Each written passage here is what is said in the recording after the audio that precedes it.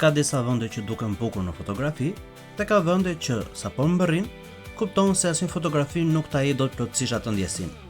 Thethi është një prej tyre. Një luginë e rrethuar nga Alpet shqiptare me lumenj, ujvara, shtigje mes maleve dhe një qetësi që të bën të harrosh ritmin e qytetit. Këtë herë vendosën të kalonin 2 ditë këtu për të vizituar 2 prej vendeve më të njohura të zonës, Syrin e Kaltër dhe ujvarën e Grunasit. Por ky udhëtim nuk ishte vetëm për të mbërritur në këto 2 pika, sepse në Theth rruga është po aq e bukur sa vetë destinacioni. Udhëtimi ynë nis nga Tirana drejt veriut të Shqipërisë. Për të arritur në Theth, duhet të llogarisni disa orë rrugë. Prandaj, këshilla ime është të niseni herët, sidomos kur keni vetëm një fundjavë në dispozicion. Sa më shumë i afrohesh zonës, aq më shumë ndryshon peizazhi.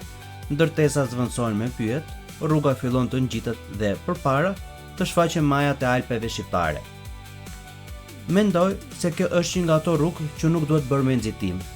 Në shumë pika do të tundoheni të ndaloni sepse pamjet bën gjithmonë më të bukura.